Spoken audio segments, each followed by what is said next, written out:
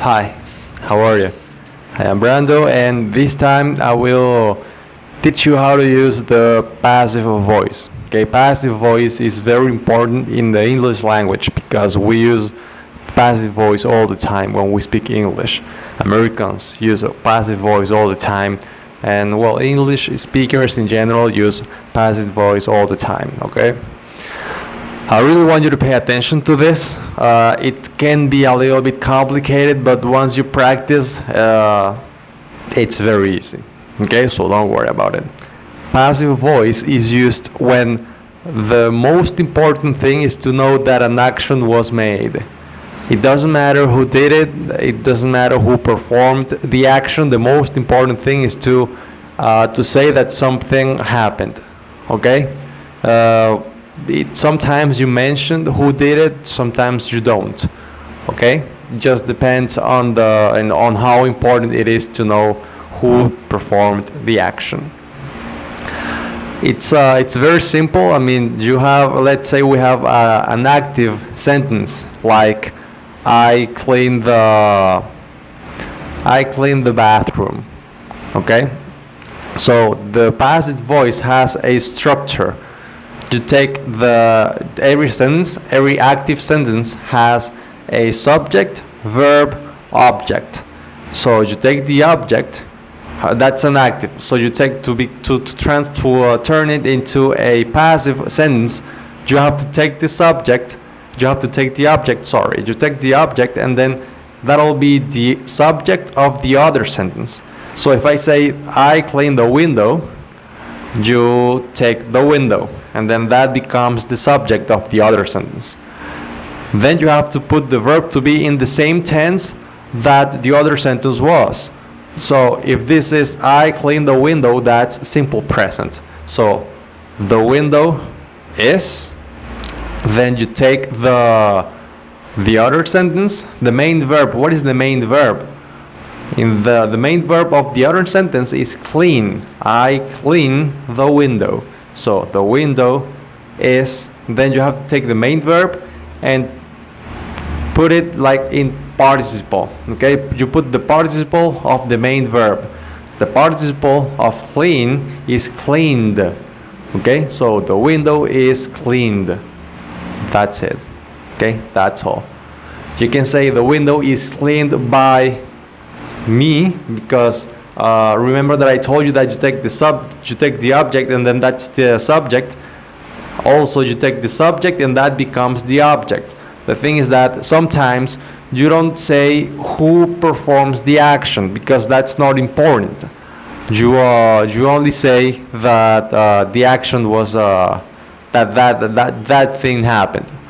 Okay, so you can say the window is cleaned. If you want to say who performed the action, you have to add by me, for example. Or the window is cleaned by my brother. The window is cleaned by my sister, etc. Okay, it's not really important to say who performed the action, but to say what happened. The window is cleaned.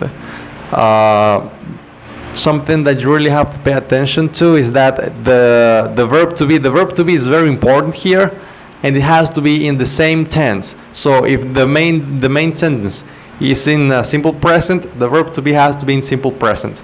The main sentence is in simple past, present perfect. Okay, it always has to be the same sentence, the same tense. So on the other hand, I'll give you other examples. Like in simple present, you have I cleaned the house. That would be the same tense, or pretty much the same example as I give you the other time. You also have she loves my dad. Okay, let's change that into a passive. So you take the object, that would be the most important part, my dad. That becomes the subject. And then you take the verb to be. You have to check the tense of the main sentence. So she loves my dad. That's present, simple present. So my dad is. Take the main verb, past participle. My dad is loved. Okay, my dad is loved You can leave it like that. You can say, you can just say my dad is loved, or you can say my dad is loved by, then the she becomes her. My dad is loved by her.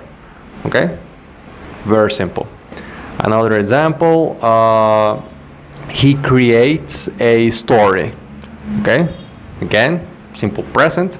So you take a story is created by him. Very simple.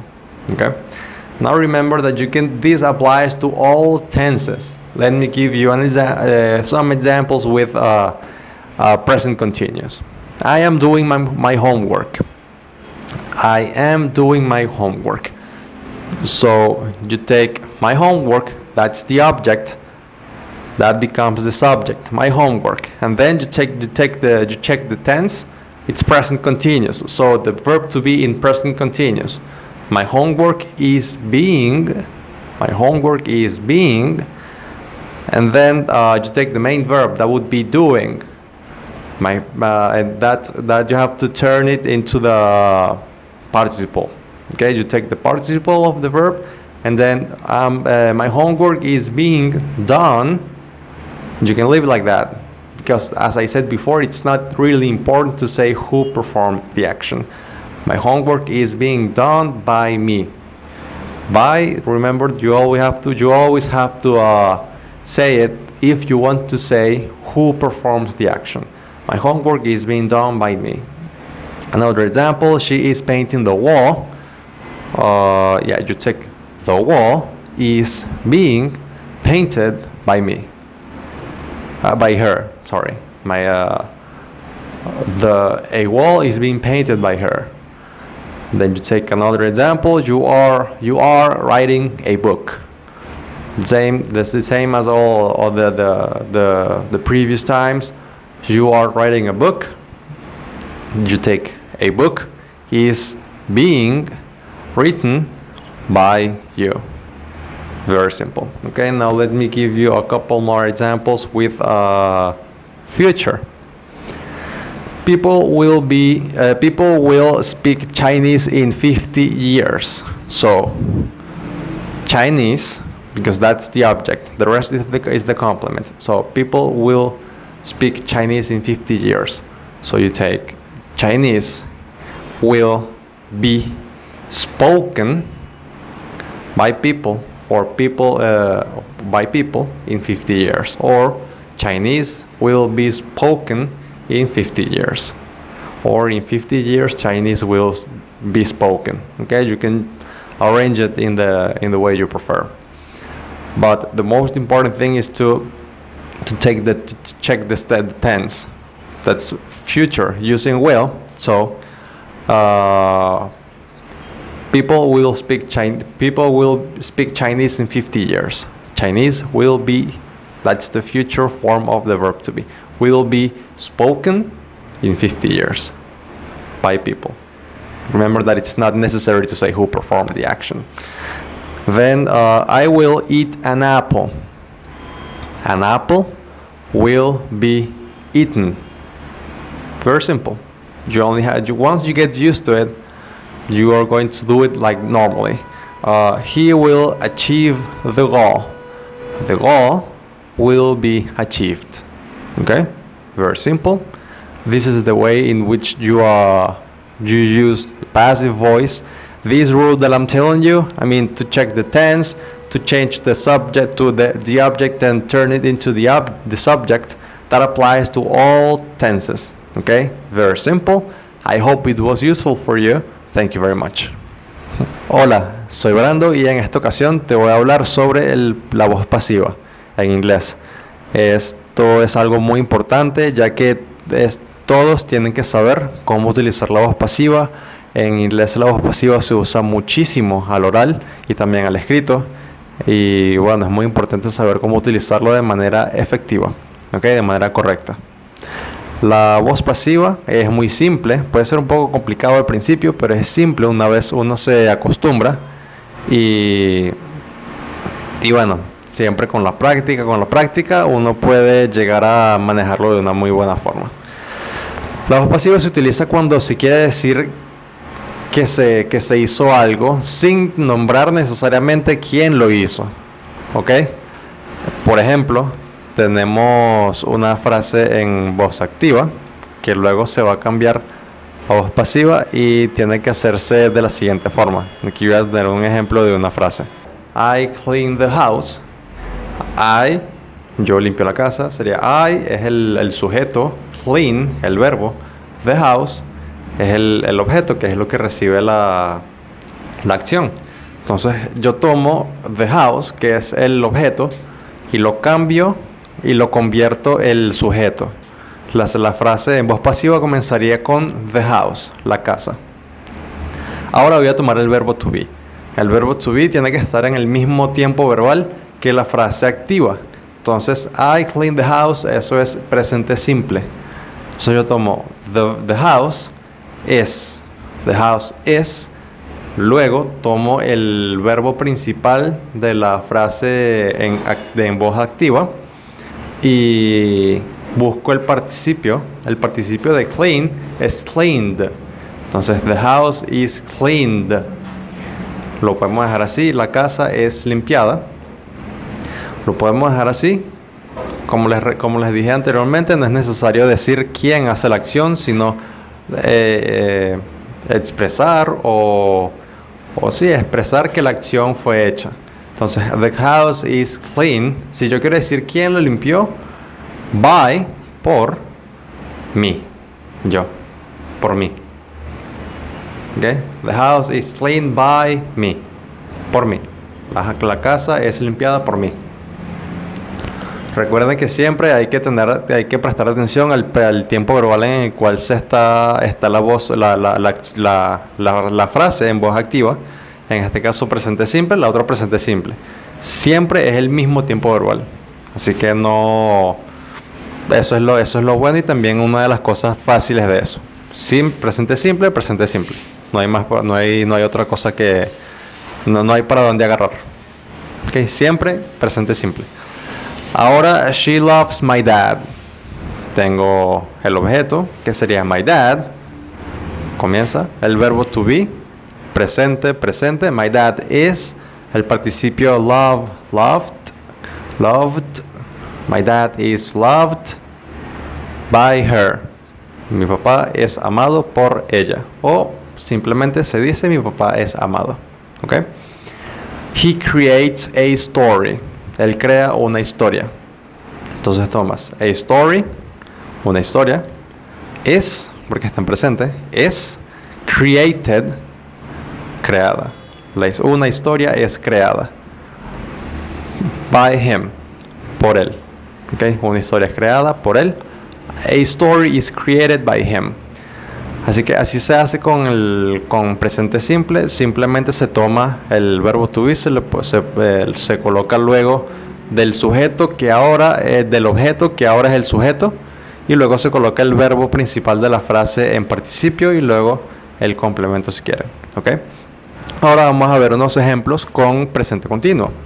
I am doing my homework. I am doing my homework. El objeto de esa frase es my homework. Yo estoy haciendo mi tarea. Mi tarea sería el objeto, entonces lo convierto en el sujeto. My homework. Ahora el verbo to be en el mismo tiempo.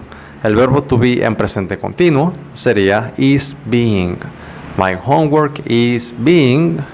El verbo principal en participio, do, sería done. My homework is being done.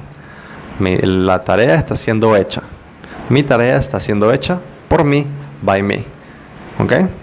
Muy simple. Solamente hay que cambiar el orden de la frase y colocar el verbo to be luego del sujeto que antes era el objeto. Otro ejemplo sería she is painting the wall. Ella está pintando la pared. Entonces lo cambio. The wall is being painted by her. La pared está siendo pintada por ella. She is painting the wall. The wall is being painted. You are writing a book. Tú estás escribiendo un libro. Entonces tomo a book, un libro. A book is being written by you. El libro está siendo escrito por ti. ¿Ok? Muy simple. Ahora voy a dar unos ejemplos con futuro simple utilizando will. People will speak Chinese in 50 years. Entonces el objeto de esa frase sería Chinese. Comienzo la frase. Comienzo la otra con Chinese. Chinese. Luego como se está utilizando futuro, will. Agarro la otra frase con will, con el verbo to be utilizando will también. Chinese will be. El verbo principal de la frase en activa sería speak. Lo cambio al participo spoken. Chinese will be spoken in 50 years by people. El chino será hablado en 50 años por la gente. ¿Ok? No hay mucha diferencia entre los otros ejemplos, solamente que aquí se está utilizando will. Otro ejemplo sería I will eat an apple. Yo me comeré una manzana. Entonces tomo an apple will be eaten by me. Una manzana será comida por mí. Y el último ejemplo, he will achieve the goal. Él va a lograr el goal, la meta, va a lograr su cometido. Entonces lo cambio. The goal will be achieved. Simple.